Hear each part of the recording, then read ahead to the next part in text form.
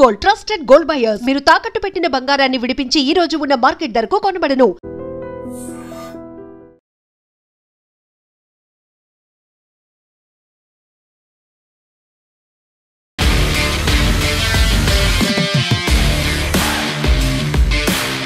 నమస్తే, welcome to I dream weekend update with కవిత.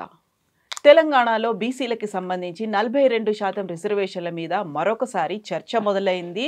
ఇక్కడున్నటువంటి ఎంపీలంతా పార్టీలకు అతీతంగా ప్రధానమంత్రి నరేంద్ర మోదీని కలవాలి, కేంద్రం మీద ఒత్తిడి తేవాలి అనేటువంటి మాట డిప్యూటీ సీఎం భట్టి విక్రమార్క చేస్తున్నారు. ఇదే సమయంలో బీజేపీ కూడా కాంగ్రెస్ మీద విమర్శలు చేస్తోంది. యాక్చువల్గా బీఆర్ఎస్ ఏం చేస్తోంది, బీఆర్ఎస్ ఎందుకని మాట్లాడట్లేదు? మనతో పాటుగా ఉన్నారు పొలిటికల్ అనలిస్ట్ వి ప్రకాష్ గారు. ప్రకాష్ గారు నమస్కారం. సో మనం గతంలో బీసీలకు సంబంధించి రిజర్వేషన్ల గురించి మాట్లాడుకున్నప్పటికీ ఈసారి అది కొంచెం తీవ్రంగా కనిపిస్తోంది. అందులోనూ పర్టికులర్గా లోకల్ బాడీ ఎన్నికలకి సంబంధించి అది పార్టీలకు అతీతంగా అయినప్పటికీ కూడా రిజర్వేషన్ల వ్యవహారం అనేది ఇప్పుడు కోర్టు కేసులు అవుతున్నాయి, ఆ తర్వాత ఆరోపణలు ప్రత్యారోపణలు విమర్శలు ఇవన్నీ అవుతున్నాయి. ఎందుకలా ఏం జరగబోతోంది? ఫస్ట్ ఏంటంటే రేవంత్ రెడ్డి మొదటి నుంచి కూడా బీసీలను మంపే పెడుతూ ఆయన ఇచ్చే ఉద్దేశం లేదమ్మా. మనం కూడా ఎన్నోసార్లు నేను మీతో కూడా నేను చెప్పాను మీ ఇంటర్వ్యూలో, ఆయనకు బీసీల పట్ల ఎటువంటి ప్రేమ లేదు, ఇచ్చే ఉద్దేశం లేదు. ఎందుకంటే ఇంకోటి కూడా చెప్పాను, మేము కోడంగల్ బోర్డు పెట్టుకొని ఆయన వనపర్తి సైడ్ పోతున్నాడని కూడా చెప్పాను నేను, వాళ్ళ ఊరి పేరు ఇదే. అంటే ఆయన ఇష్యూ తీసుకున్నాడు. ఇష్యూ ఏ రకంగా పోతే సెటిల్ అవుతుందో అందరు చెప్తూనే ఉన్నారు. జస్టిస్ ఈశ్వరయ్య దగ్గర నుంచి చిరంజీవుల దగ్గర నుంచి మాలాంటి వాళ్ళ దాకా అందరం చెప్తూనే ఉన్నాం, ఇది రాజ్యాంగ సవరణ కావాలి, ఈవెన్ అట్లీస్ట్ 9th షెడ్యూల్నైనా పెట్టాలి. పెట్టినంతకాలం ఇందిరాసాని కేసులో ఇచ్చిన తీర్పు కానీ, కృష్ణమూర్తి వర్సెస్ మహారాష్ట్ర కేసులో గవాయి గారు ఇచ్చింది కానీ ఇది అమలు చేయడానికి వీల్లేదు. కాబట్టి ఈయన కేవలం బీసీలను మభ్యపెట్టడానికే ఈ ప్రయత్నాలు చేస్తున్నాడు. ఇక్కడ బిల్లులు ఎన్ని పెట్టినా కూడా అసెంబ్లీలో పార్లమెంట్లో పెట్టాల్సిన బిల్లే ఇంపార్టెంట్. కాబట్టి అది పెట్టకుండా జంతర్ మంతర్ దగ్గర ధర్నా చేసి నటిస్తున్నాడు. బీసీలకు అనుకూలమని నటిస్తూ బీసీలకు ద్రోహం చేస్తున్నాడు అని చెప్తూ వచ్చాం. ఇవాళ బట్ట బయలైంది అది. ఇప్పుడు జూబ్లీస్ ఎన్నికల్లో గెలవగానే ఇమ్మీడియట్గా ఏమాత్రం టైం ఇవ్వకుండా ఒక్కరోజు ఇస్తారు నామినేషన్లకు, ఇమ్మీడియట్గా జీవో ఇష్యూ చేసిండు. ఆ జీవో ద్వారా ఇప్పుడు ఎన్నికలకు పోతున్నాడు. అయితే అదివరకు ఆయన 42 ఇస్తా అన్నవాడు, కనీసం కేసీఆర్ గవర్నమెంట్లో అయినా 23% వచ్చింది. ఇప్పుడు 17% కూడా రాలేదు. అసలు మనకు సుప్రీంకోర్టు ఇచ్చిన ట్రిపుల్ టెస్ట్ దాన్ని అమలు చేసినా కూడా బీసీలకు ఇవాళ 30-35% వస్తుంది. ఆయన అన్న 42 రాకపోయినా 30-35 వరకు వస్తుంది బీసీలకు. పార్టీల సంగతి ఎట్లున్నా కూడా ఇంత లాభమయ్యే అవకాశం ఉన్న కాడ ఒక రాంగ్ పద్ధతిలో పోయిండు. ఆయనకు మధ్యప్రదేశ్లో నరహరి గారు ఎట్లా ఎన్నికలు జరిపారు, అక్కడ 2021-22లో బీసీలకు ఎట్లా లబ్ధి జరిగింది. వాస్తవంగా అక్కడ 14% బీసీలకు, ఏది అధికారికంగా, ఎందుకంటే వాళ్ళ కాన్స్టిట్యూషనల్గా అక్కడ ట్రైబ్స్ ఎక్కువ ఉంటారు. మన దగ్గర 9% ఉన్నారు ట్రైబ్స్, వాళ్ళకి రిజర్వేషన్ 9% ఉంది. అక్కడ 20%. ఇక్కడ ఎస్సీలు 16% ఉన్నారు, అక్కడ కూడా 16% ఉన్నారు. 20+16 36 పోతే మిగిలింది బీసీలకు 14 అఫీషియల్గా వాళ్ళకు ఉన్నా కూడా అవకాశము, దాన్ని 35 దాకా తీసుకెళ్ళగలిగారు. మళ్ళీ ఓవరాల్గా 50% దాటలేదు. మనం కూడా ఒకసారి స్పెషల్గా చేశాను దీని మీద, మధ్యప్రదేశ్లో ఎట్లా చేశారనే దాని మీద కూడా మనం ఐ డ్రీమ్లో నేను మాట్లాడాను. ఇప్పుడు ఇంతమంది చెప్పిన తర్వాత ఎంతోమంది రిప్రజెంటేషన్ ఇచ్చారు. తర్వాత కొన్ని ఆర్గనైజేషన్స్ మధ్యప్రదేశ్ తరహాగా అమలు చేయమని రేవంత్ రెడ్డితో పాటుగా మంత్రులందరికీ మెమోరాండమ్స్ ఇచ్చారు. బీసీల పోరుబాట పుస్తకంలో ఆయన రాశాడు, అది కూడా ఇచ్చారు. అయినా కూడా తెలియనట్టు కాదు, ఇది తెలిసి కావాలని అన్యాయం చేయడం. గ్రామీణ స్థాయి నుంచి అప్పర్ క్యాస్ట్ లీడర్షిప్ పెంచే కుట్ర ఇది. ఎవరేమనుకున్నా పర్వాలేదు, ఎందుకంటే బీసీలకు తరతరాలుగా జరుగుతున్న అన్యాయం ఒక ఎత్తు అయితే రేవంత్ రెడ్డి చేసేది ఇంకా అది తారాస్థాయికి పోయింది, అది పరాకాష్ట అని చెప్పచ్చు. ఏ బీసీ కూడా రేవంత్ రెడ్డి చేసిన ద్రోహాన్ని క్షమించడు. అయితే ఇంత పెద్ద ఇష్యూ మీద ఇవాళ బీసీలంతా కదిలి రావాల్సిన అవసరం ఉంది. దీన్ని ఒక పెద్ద ఇష్యూ చేయాల్సిన అవసరం ఉంది. ఒకవేళ కనుక ఆయన కొంచెం వెసులుబాటు ఇచ్చి ఉంటే 2-3 రోజులు 5-6 రోజుల్లో పెద్ద ఉద్యమం వచ్చేది. అది హైకోర్టును కూడా ప్రభావితం చేయగలిగేది. వాస్తవంగా హైకోర్టు ఎట్లుంటుందంటే ప్రజల నుంచి వచ్చే స్పందన ఉంటే వాళ్ళ డిస్క్రిప్షన్ యూజ్ చేస్తారు. ఏమే బండ గుర్తు ఏం లేదు, ఏది ఎలక్షన్ నోటిఫికేషను ఇచ్చిన తర్వాత దాన్ని స్టాల్ చేయకూడదని ఏం లేదు. మొన్న వాళ్ళు ఇచ్చి వాళ్ళే రద్దు చేసుకున్నారు కదా. కాబట్టి కోర్టు కూడా కొన్ని పరిస్థితుల్లో సామాజిక న్యాయాన్ని దృష్టిలో పెట్టుకొని వాళ్ళు కూడా ఇంటర్ఫేర్ అయ్యి వాయిదా వేయచ్చు లేదా స్టే తీసుకోవచ్చు. ఎలక్షన్ ప్రాసెస్ స్టార్ట్ అయినంత మాత్రాన స్టే చేయకూడదు అనేది ఒకవేళ ప్రీవియస్ జడ్జిమెంట్స్ ఉన్నా కూడా ప్రత్యేక పరిస్థితులలో జడ్జి డిస్క్రిప్షన్ ఉపయోగించుకోవచ్చు. దాని మీద ఏమైతే మహా అంటే వీళ్ళు అప్పీల్ పోతారు. అప్పీల్ పోతే సుప్రీంకోర్టు ఇద్దరు జడ్జిల బెంచో లేకపోతే చీఫ్ జస్టిస్ బెంచో దాని మీద ఒక నిర్ణయం తీసుకుంటుంది. ఎట్లా టైం దొరుకుతుంది కదా. అది ఏది చేయకుండా వీళ్ళు అవకాశం కూడా ఇవ్వకుండా ఇమ్మీడియట్గా జీవో ఇచ్చి ఎన్నికలకు పోయిండు. ఇది కరెక్ట్ కాదు. టీఆర్ఎస్ కూడా మాట్లాడుతున్నది. వాస్తవంగా కేటీఆర్ గారు మొదటి రోజే వాళ్ళు అక్కడ జీవో ఇష్యూ చేసే సమయానికి తెలంగాణ భవన్లో బీసీల మీటింగ్ పెట్టుకున్నాడు ఆయన. అంతకుముందున్న బీసీ మంత్రులు, మాజీ మంత్రులు గంగుల కమలాకర్, జోగు రామన్నతో సహా అన్ని జిల్లాల నుంచి ముఖ్యమైన బీసీ నాయకులు ఆ పార్టీలో ఉన్న వాళ్ళందరూ కూడా సమావేశమైనప్పుడే అక్కడే దాన్ని వ్యతిరేకించారు. అంటే కనీసం మేము ఇచ్చింది కూడా ఇస్తలేరు వీళ్ళు 42% ఇస్తామని చెప్పి చేయాల్సిన పద్ధతిలో స్ట్రగుల్ చేయట్లేదు, బీసీలను మోసం చేస్తున్నాడని చెప్పి కేటీఆర్ గారు చెప్పారు. ఆ పార్టీ నాయకులు హరీష్ రావు లాంటి వాళ్ళు కూడా చెప్పారు. జరుగుతూనే ఉంది అది. ఆ ఉద్యమానికి సన్నాహాలు కూడా చేస్తున్నారు. మొన్న బీసీ బంధువులు ఎట్లయితే బీఆర్ఎస్ టాప్ లెవెల్లో 6 గంటలకి పోయి బస్సులు బంద్ చేయించే కార్యక్రమాన్ని మస్తనాచార్ లాంటి వాళ్ళు పెట్టుకున్నారు కదా, అదే పద్ధతిలో ఈ ఇష్యూ మీద కూడా బీసీలను కదిలించడానికి బీఆర్ఎస్ సిద్ధంగా ఉంటుంది. కాకపోతే బీఆర్ఎస్ మీద విమర్శలు అనేవి వస్తున్నాయి, కాంగ్రెస్ మీద ఎలా అయితే వస్తున్నాయో, పర్టికులర్గా దీక్షా దివస్ మీద పెట్టినటువంటి ఫోకస్ బీసీల మీద పెట్టలేదు అనేది. అంటే ఇప్పుడు ఏమైందంటే ఇది ఎవ్రీ ఇయర్ 29th నవంబర్ వస్తూ ఉంటుంది. అయితే ఇది ముందే ప్రిపేర్ అయి ఉంటారు. ఇది 21, 22 తారీఖుల నుంచే 29 మీటింగ్ ఎట్లా చేయాలి, ఈయన జీవో ఇవ్వడానికంటే 4-5 రోజుల ముందే ప్రోగ్రామ్స్ అనౌన్స్ చేశారు వాళ్ళు. అన్ని జిల్లాల్లో కూడా అనౌన్స్ చేశారు. నన్ను 5 రోజుల కింద పిలిచారు భువనగిరికి స్పీకర్గా రావాలని చెప్పి. అంటే అట్లా వాళ్ళ ఏర్పాట్లన్నీ వాళ్ళకు ఉన్నాయి. రేపు ఒక్కరోజు మాత్రం వాళ్ళు ఈ అన్ని దిక్కుల మీటింగ్లలో మాట్లాడేటప్పుడు డెఫినెట్గా బీసీల ఇష్యూ కూడా తీస్తారు. దాన్ని ఏమి ఇగ్నోర్ చేయరు, దాన్ని పక్కదారి పట్టియారు. అయితే దీన్ని మార్చడానికి లేదు కదా, పోస్ట్పోన్ చేయడానికి ఉండదు. ఎందుకంటే కేసీఆర్ గారు నిరాదీక్ష చేసిన ఇది అన్నట్టు. ఈసారి కొద్దిగా ఎక్కువ హైప్ ఎందుకు క్రియేట్ చేస్తున్నారు అంటే ఇప్పుడు యంగ్ జనరేషన్ ఏదైతే ఉన్నదో ఈ జనరేషన్కు తెలవాలి అప్పటి విషయాలు. 16 ఏళ్ళు అయింది అప్పటికే. ఈ 16 ఏళ్ళు అప్పుడు 2 ఏళ్ళు ఉన్న పిల్లోడికి ఇప్పుడు ఓటు హక్కు వచ్చింది. కాబట్టి వీళ్ళకి తెలిసి ఉండాలి. ఈ సందర్భాన్ని ఉపయోగించుకొని ఆ చరిత్రను అంతా చెప్దామన్న ఉద్దేశంతో వాళ్ళు కొద్దిగా హైప్ క్రియేట్ చేశారు. But at the same time ఆ పార్టీలో ఉన్న బీసీలు కూడా ఈ కార్యక్రమాల్లో పాల్గొంటారు. ఇప్పుడు ఆర్ కృష్ణయ్య గారు, జాదుల శ్రీనివాస్ గౌడ్ ఏదో ఇచ్చారు కదా, ఒకవేళ వాళ్ళు ఇప్పటిదాకా వాళ్ళ కాన్సెంట్ చెప్పకపోయినా కూడా ఇది ఒక సంఘటిత ఉద్యమంలాగా అందరు కలిసి రావాలనేది నేను వారికి అప్పీల్ చేస్తున్నా. తప్పకుండా వస్తారు. ఇదేం డైవర్షన్ ప్రోగ్రాం కాదు. ఇది ఎవ్రీ ఇయర్ నవంబర్ 29 చేస్తున్నారు. ఈ సంవత్సరం కూడా చేస్తారు. బట్ నెక్స్ట్ డే నుంచి మళ్ళీ ఈ కార్యక్రమంలోనే ఉంటారు వాళ్ళు. అయితే ఇప్పుడు మీరు చెప్పినట్టుగా బీసీ నాయకులు, కొన్ని సంఘాలు, బీసీ జేఏసీ కూడా కోర్టు దాకా వెళ్ళాయి. ఎట్ ద సేమ్ టైం ఇప్పుడు దాన్ని 9th షెడ్యూల్లో పెట్టడానికి అఖిలపక్షంగా వెళ్దాము అనే దాంతో పాటుగా రాజకీయ పార్టీలకు అతీతంగా ఎంపీలందరూ కూడా కేంద్రాన్ని, ప్రధానమంత్రిని కలగాలి, కేంద్ర మంత్రుల్ని కలవాలి అనే మాట ఎంతవరకు పాసిబుల్ అనేది ఉంది 9th షెడ్యూల్? పాసిబుల్, వీళ్ళకి ఇంట్రెస్ట్ ఉంటాయి కదా. ఇప్పుడు రేవంత్ రెడ్డికి ఇంట్రెస్ట్ ఉంటే ఈయన చేతిలో ఉన్నది చేయకుండా మోడీ దగ్గరికి, రాష్ట్రపతి దగ్గరికి, జంతర్ మంతర్ దగ్గరికి ఎందుకు పోవాలి? ఇప్పుడు ఈయన చేసిన ద్రోహం ఏందో ప్రజలకు చెప్పాలి. ఏం జరిగింది, ఏం చేయాల్సి ఉండే, ఏం చేసిండు. ఇప్పుడు ఓవరాల్గా ఎంత ఉండాలమ్మా? 50% ఉండాలి. ఆ పరిమితి అంతే కదా. 50% రిజర్వేషన్స్ ఉండాలి. 50%లో మ్యాండేటరీ ఏంటి? 25% గిరిజనులకు, తర్వాత దళితులకు. అయితే దీన్ని ఎట్లా తీసుకోవాలి? ఇప్పుడు ఓవరాల్గా 50. ఇప్పుడు ట్రిపుల్ టెస్ట్ అనేది ఏదైతే ఉన్నదో డెడికేటెడ్ కమిషను వాళ్ళు చేయాల్సిన పని. మేము ఆ రోజే చెప్పాము, ఇది ఒక నామమాత్రంగా జరుగుతుంది సర్వే, ఇది లోపభూయిష్టంగా ఉంది. మొదలైన రోజు నుంచి రిపోర్ట్ ఇచ్చేదాకా దాని మీద విమర్శలు చేస్తూనే వచ్చినాం. నేను ఒక్కరినే కాదు, ప్రతి ఒక్కరు చేశారు. దాన్ని సవరించుకోలేదు. ట్రిపుల్ టెస్ట్ అనేది ఒక మాకరీలాగా ఏదో చేసినామంటే చేసినాం అనిపించారు. ఆయన చూస్తే నాకు జాలనిపించింది. ఆ దాని డెడికేటెడ్ కమిషన్ ఉన్నాడు కదా, ఆయన దగ్గర పోయినప్పుడు నాకు చాలా జాలనిపించింది. ఎందుకంటే ఉత్సవ విగ్రహాలు ఉంటాయి కదా, ఆయన ఒక ఉత్సవ విగ్రహంలాగానే కనబడ్డాడు నాకు. ఆయనకి ఏం సంబంధం లేకుండా జరిగింది. జిఐడి చేసింది మొత్తం సర్వే. సో ఒక కమిషన్ ఏర్పాటు చేసిన ఇన్వాల్వ్మెంట్ లేదా అనేది. ఈవెన్ కమిషన్ చూసిందో లేదో ఆ రిపోర్టు, అనౌన్స్మెంట్ కూడా ఆయన చేయలేదు. పరిశీలన కూడా ఆయన చేయలేదు, నవ్వుకుంటూ కూర్చునేవాడు. మనిషి మంచోడు. రేవంత్ రెడ్డి ఏం చేసిందంటే సుప్రీంకోర్టుకు చెప్పడానికి, హైకోర్టుకు చెప్పడానికి డెడికేటెడ్ కమిషన్ వేసినామని చెప్పి ఆయనకు ఆర్డర్ ఇచ్చి పడేసాడు. ఆయన దగ్గర ఒక టైపిస్ట్ లేడు, ఆయన దగ్గర స్టాఫ్ లేరు, ఒక అటెండర్ తప్ప ఇంకెవరూ లేరు, కాబట్టి ఆయనను ఎక్కడా ఇన్వాల్వ్ చేయలే. అందుకే ఈ ద్రోహం జరిగింది.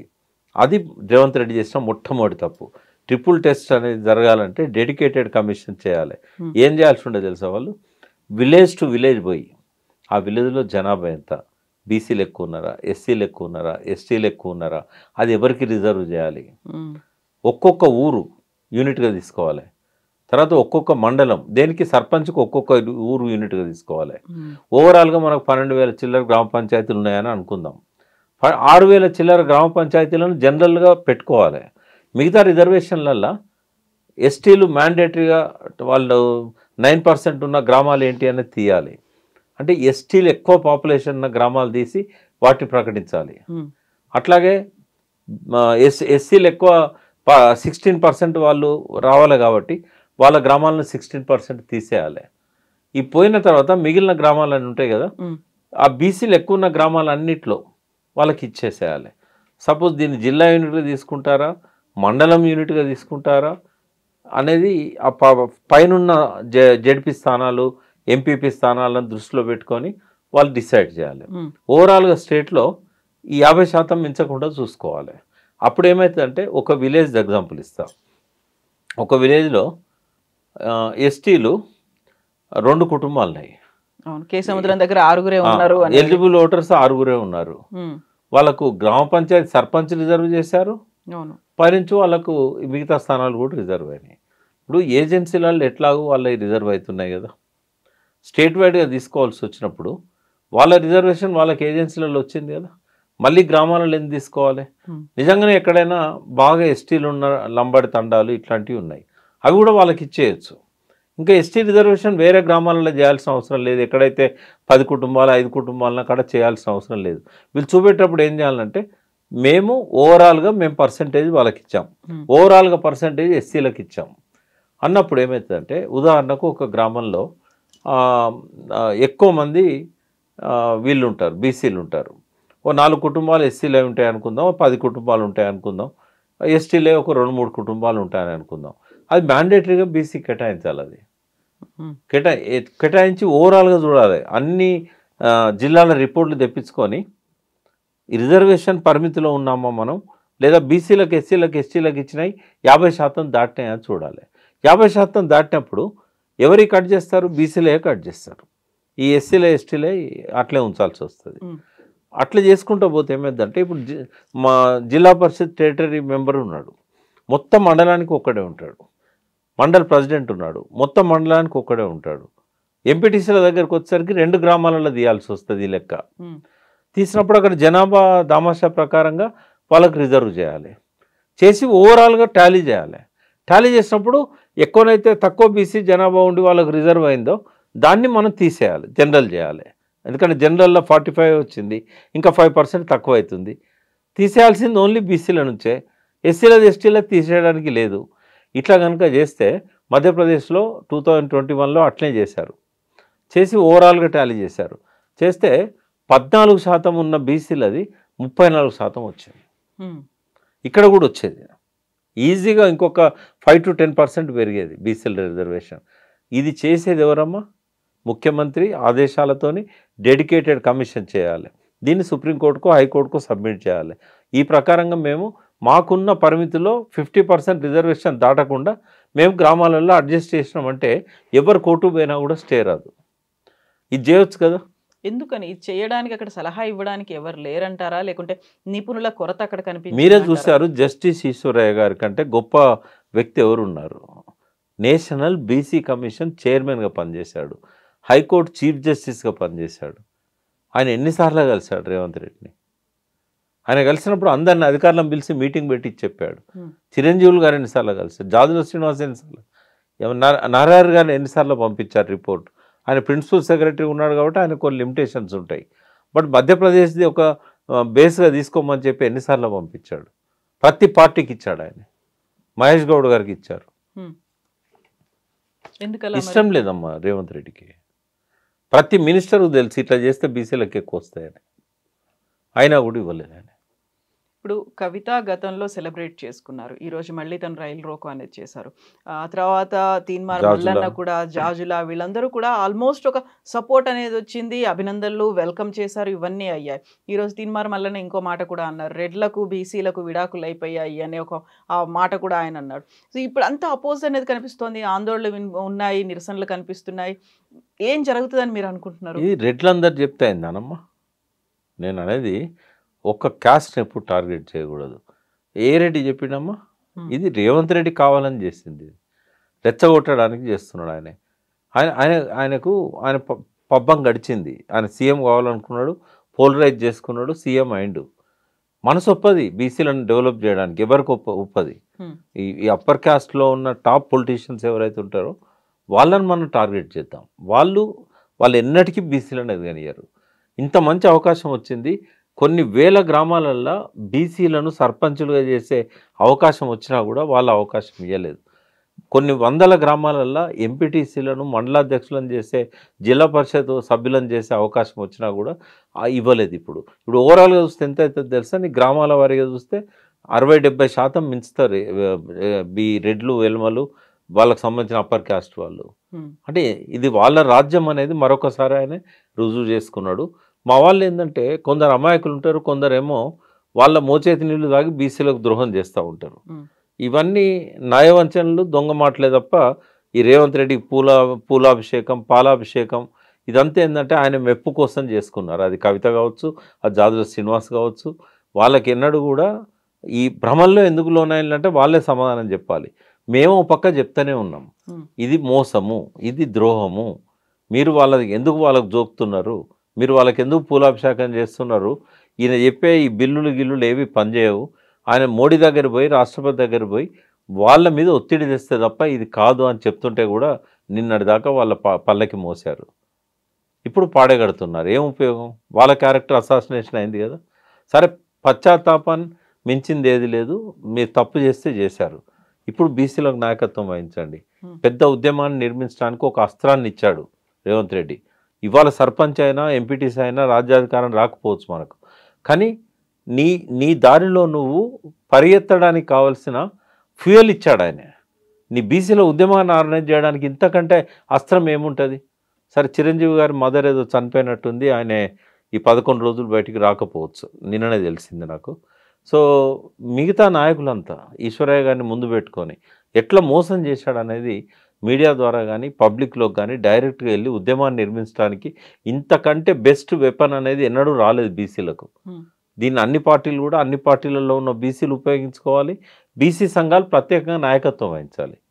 అయితే ప్రత్యేకంగా నాయకత్వం వహించాలి అనుకుంటే లీడర్లు అయితే చాలా మంది ఉన్నారు, వాళ్ళందరూ ఒకే గొడుగు కిందికి వస్తారా, ఏకదాటి మీద ఉంటారా, ఒక్క నాయకత్వంలో పనిచేయడానికి సిద్ధంగా ఉన్నారు? అంటే మొన్న బంద్ కాల్ ఇచ్చినప్పుడు అందరూ వచ్చారు కదా, ఇప్పుడు కూడా రావాలి. బట్ ఒక లీడర్ని ఎన్నుకోవాలి అంటే ఒక జేఏసీ అయితే ఏర్పాటు చేసిండు, అలా కాకుండా అందరూ కలిసి ఉండాలి. డిఫరెంట్ గ్రూప్స్ ఇప్పటికి కూడా కనిపిస్తున్నాయి. అంటే ఇలా జేఏసీ బీసీలు అది ఉంది కదా, వాళ్ళు పెద్ద లీడర్ల, చిన్న లీడర్ల అని పక్కకు పెట్టి ఆ ఫోరం కింద అన్ని పార్టీలు మద్దతు ఇవ్వాలి. ఒక కాల్ ఇచ్చిందంటే అన్ని పార్టీలు దాన్ని బలపరచాలి. తెలంగాణ మూమెంట్ టైంలో అట్లా చేయాలి. అట్లా చేస్తే ఇప్పుడు కోదండరాం పెద్ద నాయకుడేం కాదు కదా, సింపుల్గా ఈ వాజ్ ఎ ప్రొఫెసర్, బట్ అన్ని పార్టీలు ఆయన లీడర్ని చేశాయి.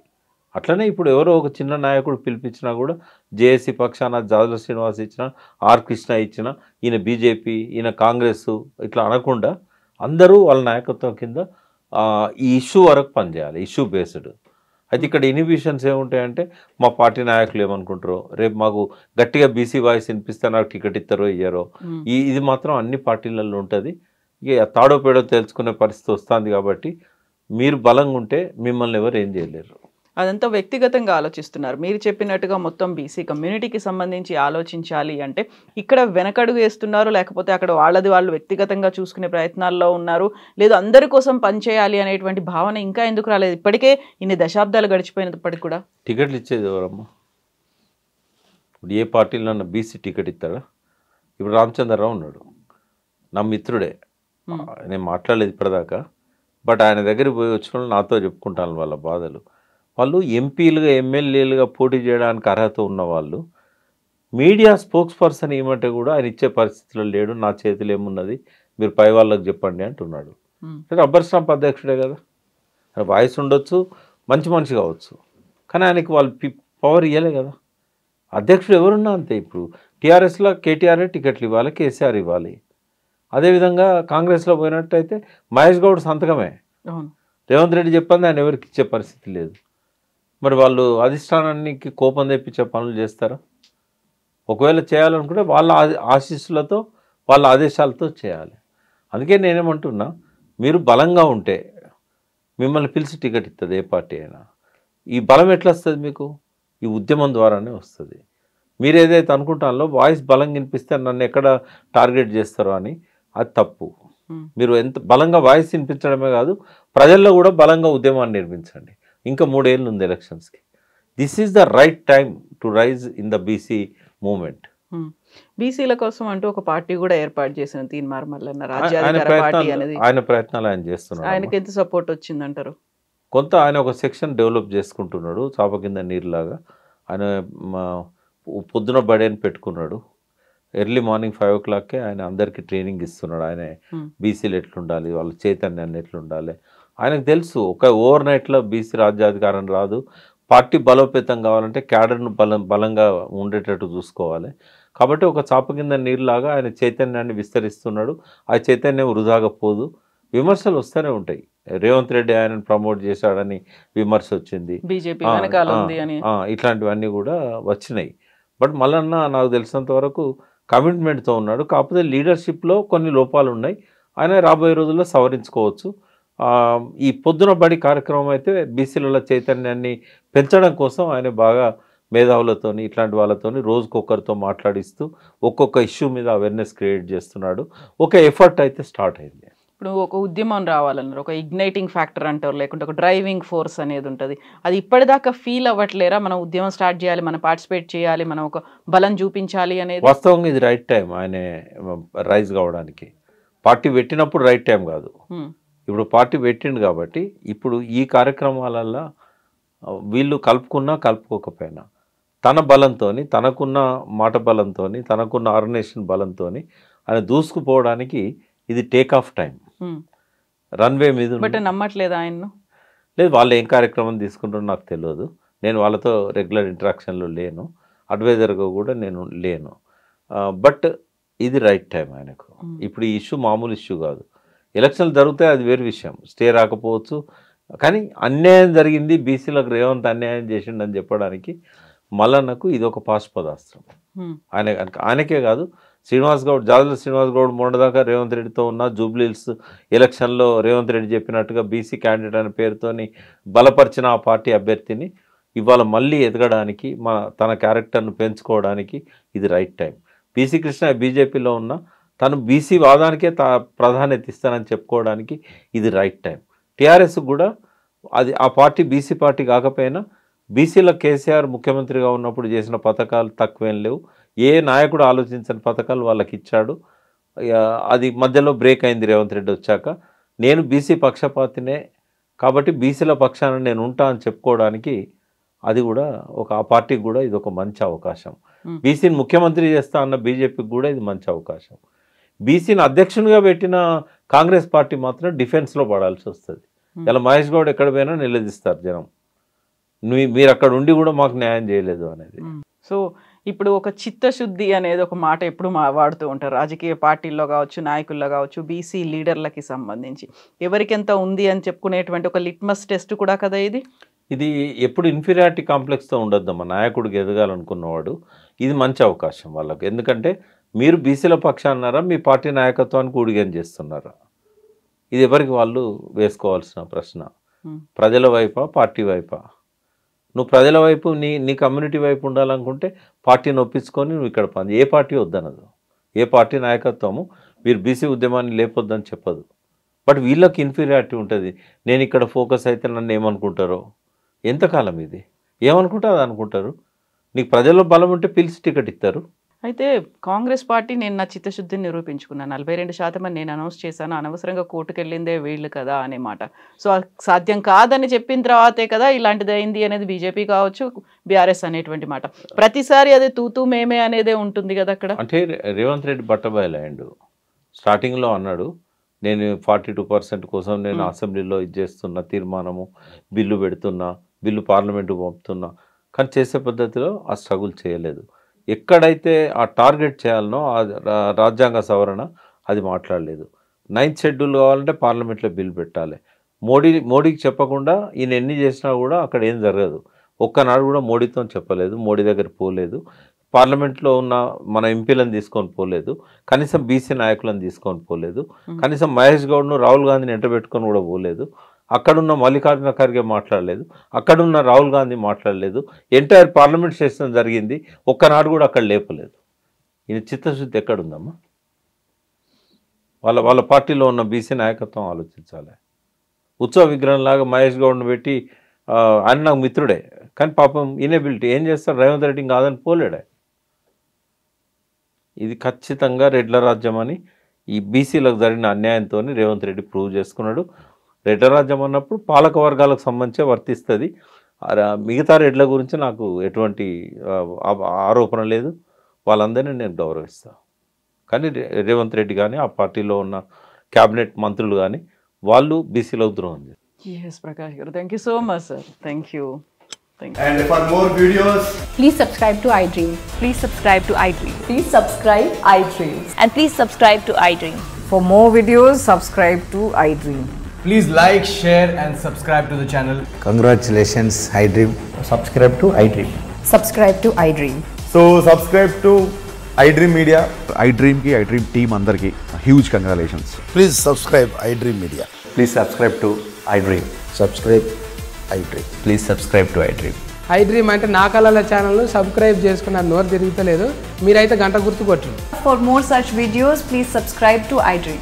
Subscribe to iDream. Please subscribe to iDream. Please subscribe iDream Media. Please do subscribe to iDream. Please subscribe to iDream Media. For best entertainment and information, please subscribe iDream. And don't forget to subscribe to iDream.